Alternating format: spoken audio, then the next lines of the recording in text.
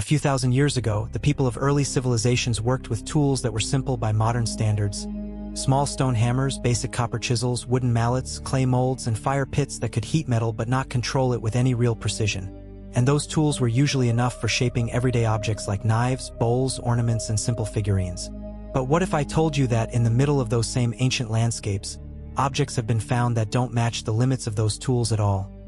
Pieces so clean, so detailed, or so unusual that they quietly snap the expected timeline in half and force a second look at what those early cultures might have known.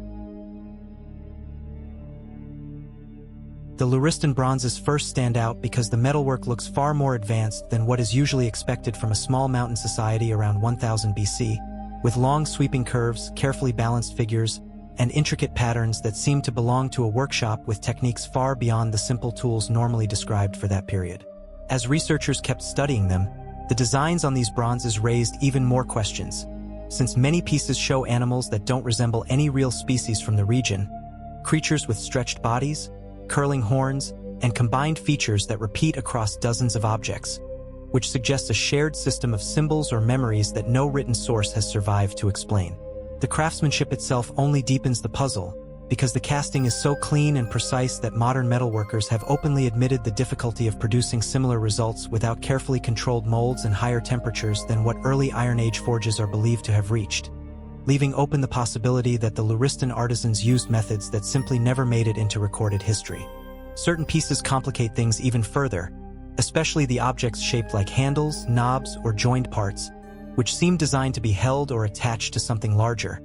And while official labels often describe them as ceremonial items, the shapes feel too functional and too intentional to be dismissed as decoration alone, hinting at tools or devices that didn't survive long enough to answer the questions they create. The entire story becomes even harder to reconstruct because most of these bronzes were dug up and sold on the antiquities market before any professional excavation recorded their original positions, removing the surrounding evidence that might have shown who used them, why they were buried, or how they were arranged, turning the artifacts into isolated objects with no supporting context to anchor their meaning. The figurine, often called the Mayan astronaut panel, gets attention because it doesn't look like the usual Maya artwork that shows rulers sitting on thrones or gods standing in ceremonial poses,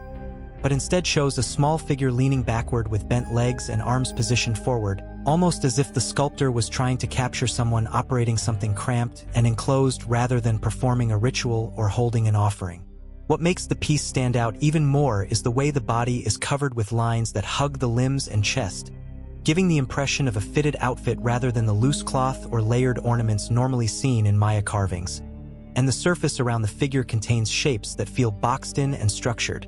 not the flowing designs of plants, animals, or symbols that usually fill the background in their art. The head area creates another strange moment, because instead of the large headdress that Maya figures are famous for,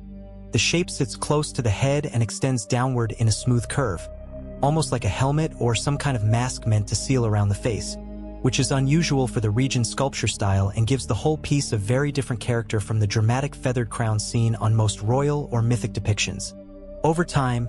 researchers have tried to understand where this figurine fits, especially since Maya stories do include ideas about journeys to the heavens and beings arriving from other realms. But the posture and the enclosed surroundings still don't match the usual ways those stories were told in their art. And this mismatch has made the figurine one of those objects that sits awkwardly between belief, technology, and artistic imagination. What makes the situation more difficult is the lack of proper excavation records, because the figurine didn't come from a controlled dig where its location, position, and associated objects could help explain its role. And without that supporting information, the piece exists on its own, separated from the context that usually helps archaeologists decide whether something is ceremonial, practical, symbolic, or part of a larger set.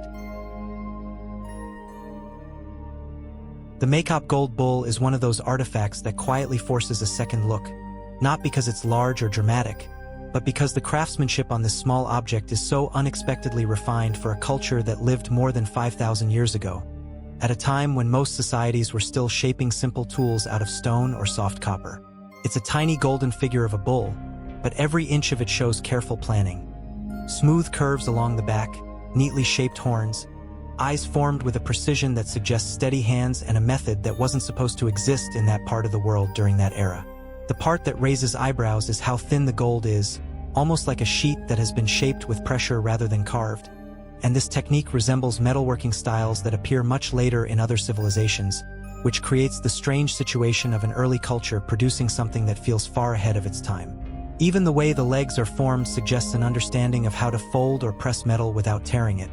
And that kind of control usually requires a long tradition of experimentation, yet very little evidence of such a tradition exists for the Maikop people. The bull came from a burial mound in the Caucasus Mountains, and the rest of the objects found with it, silver cups, decorated weapons, and fine ornaments, show the same problem. Everything is too advanced for the timeline historians normally assign to that region. This burial suddenly appears with metalwork that rivals what was happening in the Near East, but without a clear trail showing how the skills arrived there or who taught them. Some historians suggest long-distance trade or cultural borrowing, but the style of the gold bull doesn't fully match neighboring cultures, which implies the Maikop craftsmen weren't simply copying someone else's designs. They were developing their own approach to shaping precious metal. That independence is what makes the object so confusing, because it appears out of nowhere and then disappears again, leaving no continuous line of development that links it to later groups in the region. The Cascajal block first drew attention because it didn't fit comfortably into the history of early American writing, turning up as a rectangular slab of soft stone covered with symbols that didn't resemble Mayan glyphs, Zapotec signs, or any of the familiar scripts that later cultures developed, but instead showed a collection of shapes that seemed to belong to a writing system no one even knew existed. The symbols include things that look like maize stalks, insects, tools, and abstract shapes arranged in horizontal lines, a layout that immediately suggested deliberate communication rather than decoration, especially since the symbols repeat in patterns that feel structured, almost rule-based, even though the rules themselves remain unknown. The discovery created a problem for researchers because the block appeared in a context linked to the Olmec civilization, a culture famous for its colossal heads and artistic influence, yet not widely known for long texts or large-scale writing, and the block suddenly pushed the timeline of American writing backwards by centuries, forcing scholars to rethink how complex Olmec communication might have been. The fact that the slab was found by chance during road work, rather than a controlled excavation, added another layer of difficulty, because the missing archaeological context left no clear information about what the block was used for, who carved it, or whether it was part of a larger set of texts that simply didn't survive. The symbols themselves are carved with a confidence that suggests the system was already established by the time the block was made, which means the culture behind it had likely been experimenting with written communication long before this particular piece, yet almost no other objects with the same signs have been found, leaving the block standing alone without the supporting examples that normally help linguists piece together a script. Some lines show certain symbols grouped in ways that look like phrases or names, and others appear to repeat foundational elements, which hints at grammar, but without bilingual texts or related inscriptions, every attempt at translation remains guesswork. The Djulfa bronze idol is one of those artifacts that seems ordinary at first glance. Yet the longer it's observed, the more confusing it becomes, because its shape doesn't match the religious figures, decorative objects, or everyday tools usually found in the same region, and the unusual combination of features gives the impression that the culture behind it had a symbolic system that historians still haven't unpacked. It's a small figure made of bronze, discovered in the Armenian highlands near the old town of Djulfa, and its body is built from simple, almost geometric forms: long legs, a narrow torso, and a head that sits on a thick neck, while the arms stretch out like parts of a tripod or extended limbs, which makes the entire object look more like a constructed device than a statue meant to resemble a natural human shape. The most puzzling feature is the mixture of human and non-human elements, since the head carries traces of a stylized face while the lower part has a structure that feels mechanical, as if the artist tried to merge a person with a set of supports or abstract extensions, and this fusion doesn't match other figurines from the same era, which normally stick to recognizable human or animal forms. Because of that, researchers have suggested everything from ritual use to symbolic identity markers, yet none of these explanations fully account for the way the object balances its different components, especially the arms that flare out in a way that stands apart from the usual artistic traditions of the region. The casting quality raises more questions, showing a level of control that indicates the craftspeople of that area had a strong understanding of how to heat, pour, and shape bronze, even though very little else survives to show the evolution of that skill. and the idol hints at a workshop tradition that existed quietly and then disappeared without leaving many steps behind. Since the region was a crossroads for early cultures moving between the Near East and the Caucasus, it's possible the idol reflects influences from several groups at once,